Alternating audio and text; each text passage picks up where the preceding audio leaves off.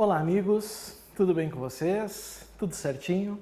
Que alegria, que satisfação estar aqui para mais uma aula, para mais um encontro, para falarmos de legislação penal especial.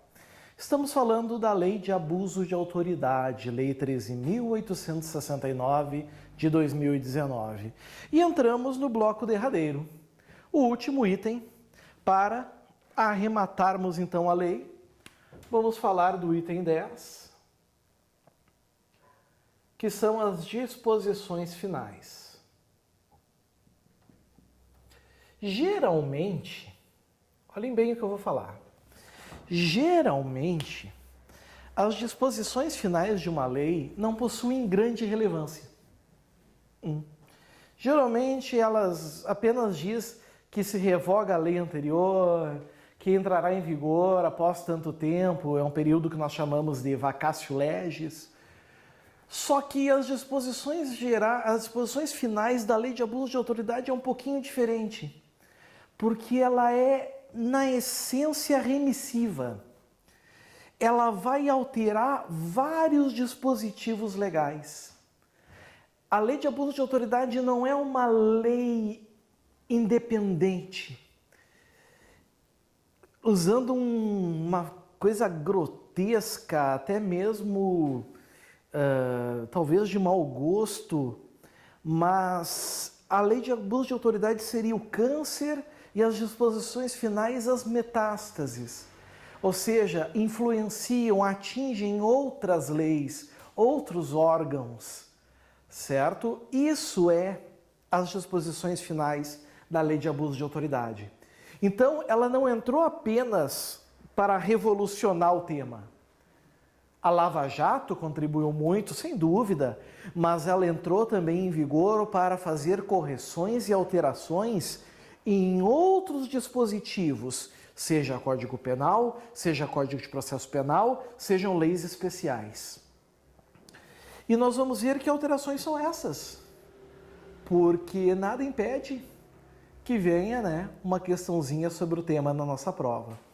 Então, nós já vamos partir lá para o artigo 40, certo? As disposições finais, elas vão do artigo 40 até o artigo 45. São 6 artigos, o último ele é irrelevante, então são 5 artigos que nos interessam. Disposições finais. Vejam aqui, meus caros, o artigo 40, ele faz uma remissão. Ele remete à Lei 7.960 de 89. Alguém vai me perguntar, mas professor, que lei é essa? Que lei é essa 7.960 de 89? Eu desconheço essa lei. Essa é a lei, meus amigos, que regula a prisão temporária. Então, a Lei de Abuso de Autoridade, o que a gente sabe? Ela mexeu na lei de prisão temporária. As regras de prisão temporária tiveram alguma alteração. Na verdade, ela incluiu parágrafos no artigo 2º. Tem um parágrafo 1º, tem um parágrafo 2º, tem um parágrafo 3º, tem um parágrafo 4º. Ela incluiu um parágrafo 4A. A prisão temporária é uma prisão que só pode ser decretada no inquérito policial por ordem do juiz. Então não há dúvidas de que o juiz precisa, na verdade, expedir o chamado mandado de prisão. Ele tem que expedir o mandado de prisão. O parágrafo 4A, ele fala exatamente sobre essa expedição do mandado de prisão. O que tem que conter? O artigo 2º passa a vigorar com a seguinte redação: o mandado de prisão temporária conterá necessariamente. Na tua prova, o examinador vai fazer uma troca. Ele vai trocar esse necessariamente que tu está enxergando aqui pela palavra preferencialmente. É a mesma coisa preferencialmente e necessariamente? Óbvio que não, né, pessoal? Não é a mesma coisa. Preferencialmente, abre espaço para outras coisas. Necessariamente é obrigatoriedade. O quê? O período de duração da prisão temporária. Por quê? Porque a prisão temporária, muita gente pensa que o prazo dela é de 5 dias, prorrogáveis por mais 5. E quando for crimes hediondos e equiparados, 30 dias prorrogáveis por mais 30. Mas no fundo, isso não é verdade. O prazo da prisão temporária, meus amigos, não é de 5 dias, é de até 5 dias. Prorrogáveis por até mais 5 dias. Prazo de 5 e até 5 tem diferença. Certo? Prazo de 5 e até 5 tem diferença e nós temos que cuidar disso. Então, nós estamos falando aqui até 5, prorrogáveis por até mais 5. E se for crimes hediondos e equiparados, o prazo não é de 30, é até 30, prorrogáveis por até mais 30. O que o parágrafo 4A da Lei 7.960, que foi a lei de abuso de autoridade que colocou, fez, diz que agora tem que dizer qual é o prazo. Se vão ser 5 dias mesmo, ou se vão ser 3 dias, ou se serão 2 dias, ou nos crimes hediondos e equiparados, se serão, por exemplo, 15 dias. É isso que está se exigindo. Bem como o dia em que o preso deverá ser libertado. Claro, é um cálculo matemático, certo? Vai ser 7 dias, tu conta o primeiro, tu despreza o último. Se hoje, por exemplo, é dia 1º do 5 e forem 6 dias, 1, 2, 3, 4, 5, 6, 7, não, é dia 6/5 que o preso temporário deverá ser libertado. Então isso é obrigatório, o parágrafo 4A está dizendo aqui. E por que ele colocou isso? O motivo é simples. Se o sujeito não for solto dentro desse prazo, no dia que está aqui, qual é o crime que está sendo cometido? Abuso de autoridade. Então, para sabermos qual é o prazo, né, para amenizar um pouco aquele excessivamente, a gente tem essa previsão que vocês estão vendo aqui. Parágrafo 7º. Decorrido o prazo contido no mandado de prisão, a autoridade responsável pela custódia, ou seja, pelo recolhimento do sujeito, deverá, e vocês não podem esquecer nunca, meus amigos, que deverá é diferente de poderá.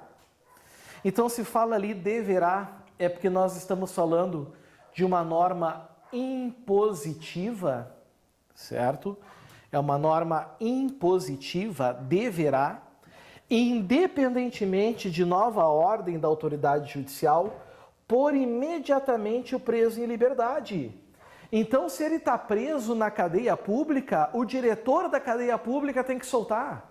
Ah, mas não veio ordem de soltura do juiz. Azar é teu. Tu tem que saber. Quem cometerá o abuso de autoridade é tu.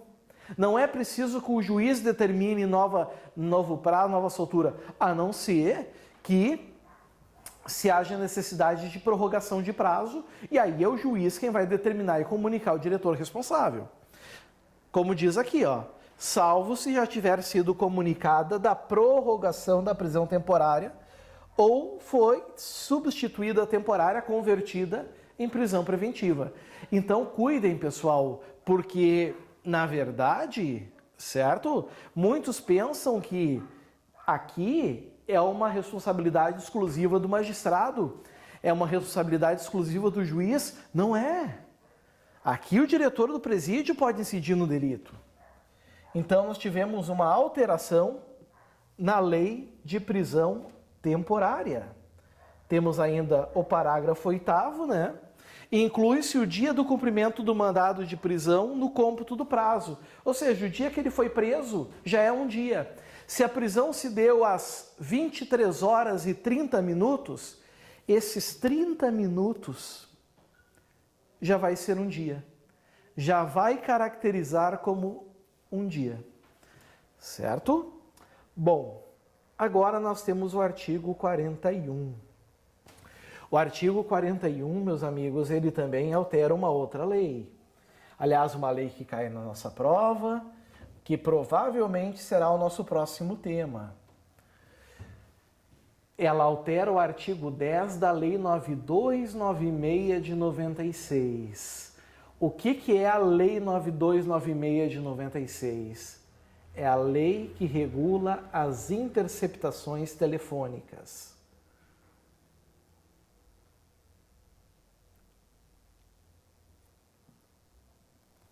Certo? Aqui está, é a lei que regula as interceptações telefônicas. E aí, amigos, o que acontece? Já existia dentro da lei de da lei de interceptação telefônica um crime, que era realizar a interceptação telefônica sem ordem judicial. Toda interceptação telefônica, vocês vão ver nas aulas que a gente vai ter, necessita de autorização judicial. A gente chama isso de princípio de reserva de jurisdição. O artigo 10 agora diz que constitui crime, e é um crime de reclusão de 2 a 4 anos e multa, ou seja, é um crime de elevado potencial ofensivo, mas cuidado, cuidado. Esse crime aqui, ele não é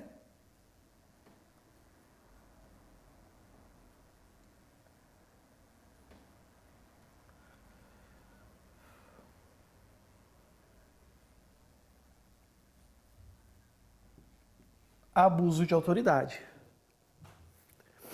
Ele não é abuso de autoridade, ele é um crime previsto na lei de interceptações telefônicas. Realizar interceptação de comunicações telefônicas, informática ou telemática, promover escuta ambiental, ou seja, fala mais ainda do que próprias comunicações telefônicas, né? Ou quebrar segredo de justiça, sem autorização judicial ou com objetivos não autorizados em lei. Está aqui. Ou seja, a lei de abuso de autoridade, ela criou tipos penais, ela criou crimes em outras leis. Como, por exemplo, na lei de interceptação telefônica, Lei 9296 de 96. Se vocês forem para a Lei 9296 de 96, vocês vão encontrar esse artigo 10 e embaixo vai estar escrito redação dada pela Lei 13.869 de 2019. Vai estar escrito ali, certo? Então cuidem isso. Parágrafo único, incorre na mesma pena. A autoridade judicial, e aqui então é um crime que só o juiz pode cometer, aqui não, né? Aqui é, por exemplo, uma autoridade policial que faz uma interceptação, uma escuta, uma gravação, sem autorização judicial. Aqui é só o juiz que determina a interceptação, a execução de conduta prevista no caput, com objetivo não autorizado em lei. Vocês vão ver que existem objetivos para a realização da interceptação telefônica, né? Que principalmente é colher prova de materialidade e indício de autoria de crimes apenados com reclusão. Certo? Então, alterou lei de prisão temporária, criou o crime, criou tipos penais na lei de interceptação telefônica.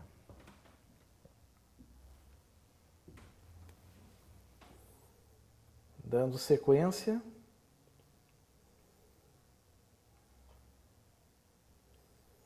Artigo 42. O artigo 42, ele também faz uma alteração. E ele altera agora, meus amigos, a Lei 8.069 de 90. O que é a Lei 8.069 de 90? É o ECA, o Estatuto da Criança e do Adolescente. Ela altera, porque o ECA, ele traz uma série de regrinhas, né?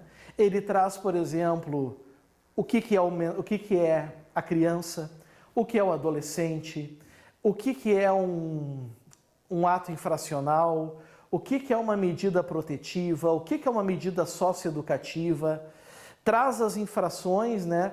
Traz os crimes praticados contra os menores, atos de pedofilia, uma série de regulamentação, certo? E traz também efeitos de uma sentença condenatória voltada ao ECA. Então, nós temos finalmente um artigo que é o 227A. Aqui a gente pode dizer que é a remissão da remissão, porque a lei de abuso de autoridade mexe no ECA, que vai mexer no Código Penal. Os efeitos da condenação, vejam, nós não estamos falando aqui de pena, certo? Nós não estamos aqui falando de pena. Não estamos falando de penalidade. Os efeitos da condenação previstos no inciso 1 do caput do 92, que é o que, meus amigos? Perdimento de bens, certo? Para os crimes previstos nessa lei, praticados por... Olha que curioso, para cometer crime de abuso de autoridade, não é preciso ser servidor. Para cometer abuso de autoridade, tem que ser um agente público. Só que aqui exige que seja servidor público com abuso de autoridade. Requisito: reincidência. É preciso ser reincidente. Assim como no parágrafo único. A perda do cargo, do mandato ou da função, neste caso, independe da pena aplicada na reincidência. Está aqui. Certo? Cuidado em relação ao artigo 42 também. Alterou a prisão temporária, alterou lei de interceptação telefônica, alterou o Estatuto da Criança e do Adolescente. Vai alterar o que agora? Vai alterar agora, meus amigos, o Estatuto da OAB.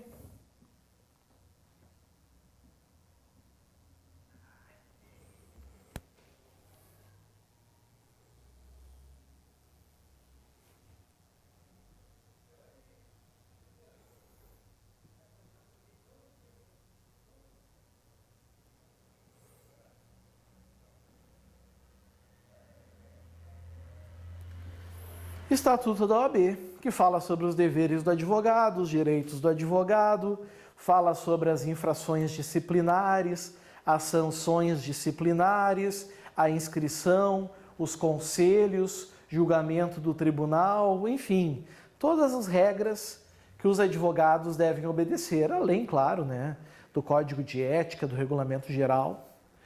O fato é que criou-se um crime dentro do Estatuto. Nós não tínhamos crimes previstos dentro do Estatuto da OAB. Não existia crimes. Os crimes passaram a existir agora. O crime, na verdade, Está aqui. Constitui crime violar direito ou prerrogativa de advogado previsto nos incisos 2, 3, 4 e 5 do caput do artigo 7º dessa lei. Vale a pena ver o que é. 2, 3, 4 e 5 do caput. Vale a pena ver o que é. A gente vai fazer assim, ó. Lei 8906 de 94.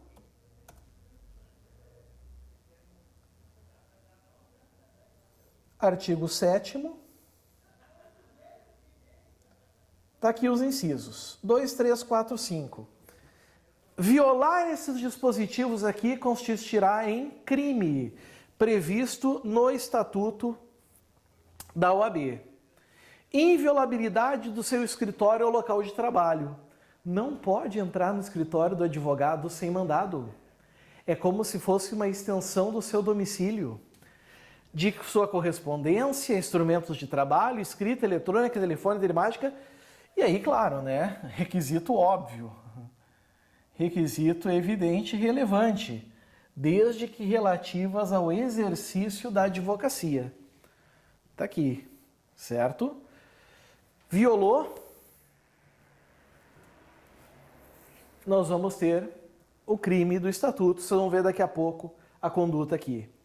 Comunicar-se com seus clientes, pessoal e reservadamente, mesmo em procuração, quando esses se acharem presos, detidos ou recolhidos.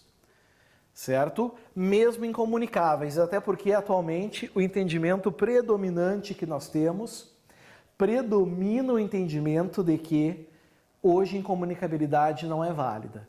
A Constituição proíbe incomunicabilidade até mesmo em estado de defesa, então vocês imaginem em situações comuns. Por isso que prevalece o entendimento de que a incomunicabilidade ela não foi recepcionada pela nossa Constituição Federal. Certo? Foi preso um advogado. Ter a presença de representante da OAB quando preso em flagrante, por motivo ligado ao exercício da advocacia, para a lavratura do auto de prisão em flagrante, sob pena de nulidade, e nos demais casos a comunicação expressa seccional da OAB. Então eu sou advogado, estou atuando, uma autoridade me dá voz de prisão. Para que seja lavrado o auto de prisão em flagrante, tem que ter um representante da OAB presente. Senão é nulo esse flagrante e vai constituir crime também pela alteração lá da lei de abuso de autoridade. E 5, não ser recolhido preso antes de sentença transitada em julgado, ou seja, advogado não pode ser preso preventivamente, senão em sala de estado maior, com instalações e comodidades condignas. É uma prisão mais que especial, é um local especial que o advogado fica aguardando julgamento, até a sentença transitar em julgado. Depois que transitar em julgado, claro, aí o presídio é comum, como para todos os outros. E vocês vão ver então que surgiu aqui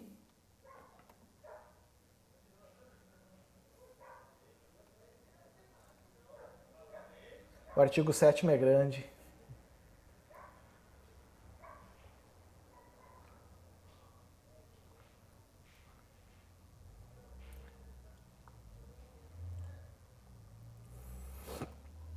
Deixa eu só me recordar. Artigo 7º-B. Tá aqui, ó. Constitui crime violar direito ou prerrogativa de advogado previsto nos incisos 2, 3, 4 e 5 do artigo 7º dessa lei. Está aqui, redação dada, incluído pela Lei 13.869 de 2009, que é a Lei de Abuso de Autoridade. Pena, detenção de 3 meses a 1 ano e multa, infração de menor potencial ofensivo, mas gostaria que vocês lembrassem que não se trata de crime de abuso de autoridade, é crime previsto no Estatuto da OAB. Certinho? O 44 faz o que, meus amigos? O 44 faz uma coisa muito legal. Ele revoga algumas coisas. Revogam-se a Lei 4898 de 65. Que lei é essa? É a antiga Lei de Abuso de Autoridade.